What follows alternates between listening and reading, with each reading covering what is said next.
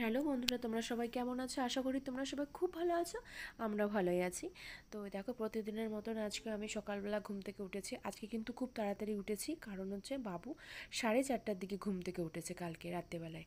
রাত্রে মানে ভোর সকালে।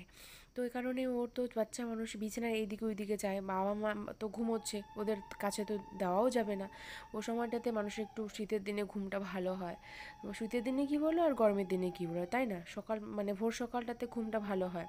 তো এবার দেখো, আমি কেন জানি না আজকে আমাকে ঘুম থেকে উঠে খারাপও লাগছিলো। অনেক সকালে উঠেছি, এবার কি হয়েছে, বাবু খুব সকালে উঠে একটু খেলাধুলা করে বিস্কিট টিস্কিট খেয়ে কী করলো, আবার ও 7:30টার দিকে ঘুমিয়ে পড়লো।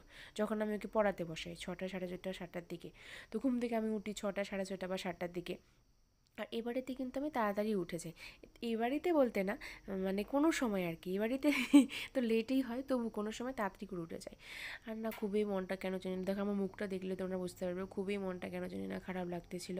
আর মাথার মধ্যে কালকে তো তোমাদের সাথে শেয়ার করলাম, নারকেল তেল দিয়েছিলাম। এই কারণে শীতের দিনে কী হয়, নারকেল তেল দিলে রাত্রেবেলা জমাট বাঁধে, আবার দিনের বেলা তখন আমার এসে হয়ে যায়। এই কারণে আজকে শ্যাম্পু করব। তো এই দেখো, তখন রোদের মধ্যে রোদ নিতেছিলাম আর কি, তো চুলটাও ছেড়ে দিয়েছি। তো তারপরে দেখো, বাবা যেহেতু কালকে ভালোভাবে বাজার করেনি, এই কারণে পাশে আমাদের পাওয়া যায় কি সুন্দর টাটকা মূলো, বেগুন আর আলু, ধনেপাতা এসব নিয়ে এসছে। আজকে ওটা রান্না করা হবে। আর তারপরে কি হয়েছে, সকালবেলা তো বাবু খাওয়া দাওয়া করলো, আমিও খেলাম, মুড়ি খেলাম, তো তোমাদের সাথে শেয়ার করলাম না।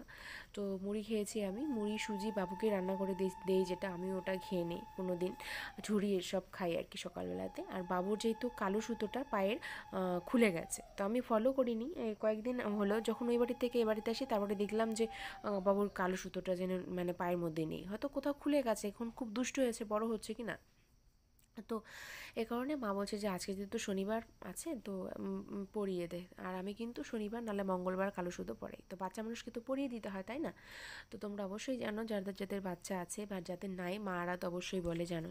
আর একটা কথা কি বলো তো বন্ধুরা, বাবা মা যেরকম শিক্ষা দেয় বাচ্চাদের ছোটোর থেকে, বাচ্চারা কিন্তু সেরকমটাই হয়। হঠাৎ হয়তো কোনো বাচ্চা কাচ্চা অন্যরকম হলো, কিন্তু বেশিরভাগই কিন্তু হয়। কারণ আমাদের কিন্তু প্রথম মানে প্রধান হচ্ছে শিক্ষক বা গুরুজন, বা যেটা বলে শিক্ষাগুরু হচ্ছে বাবা মা।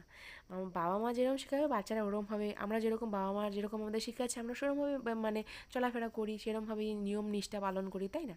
এই হচ্ছে ব্যাপার। তো আমি যেরকম আমার ছেলেকে শেখাচ্ছি, আমার ছেলেও এরকম করবে। আর ছেলে দেখো সুতাটা পরে কত খুশি, আমার ছেলে কিন্তু এগুলো জিনিস খুব পছন্দ করে। তো ওকে আমি বাইরে দিয়ে দেই না এই কারণে। আর দেখো, এই যে আমার ছেলে দুষ্টুমি, এখানে শুকোতে দিয়েছি আমি গাদিটা, এখানে শোবে। তার কারণটা হচ্ছে, বাবু কালকে দুপুরবেলাতে তো প্যাম্পাস পরাই না, দুপুরবেলা স্বপ্নের মতো ও কোনো দিন হিসু করে না, কিন্তু আমার ছেলে কিন্তু 2 বছর হলো মানে বিছানার মধ্যে হিসু করে। হিসু যদি পায়, হয় ছোটোবেলা তো করতো, কিন্তু প্লাস্টিক থাকতো, এবারে তো প্লাস্টিকটা নিয়ে আসিনি।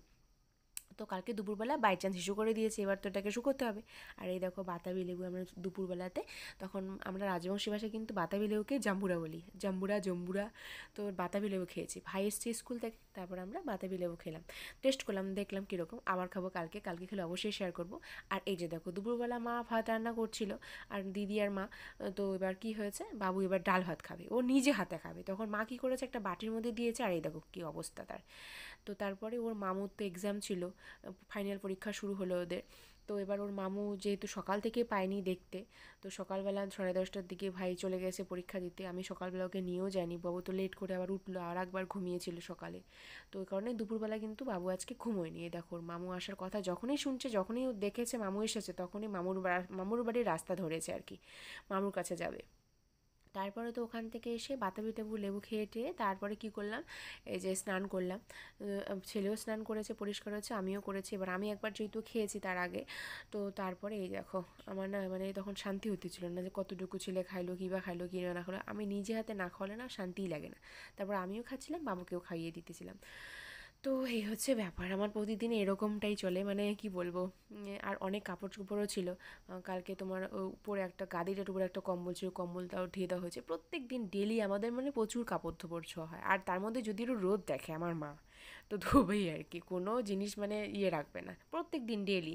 আজকে তাই মা ধুইতে ধুইতে বলতেছে, মানে এরকম মানে মানে জয়েন্ট ফ্যামিলি যাদের বাড়িতে আছে, তারাও বুঝে এরকম কাপড় চোপড় ধোয় না।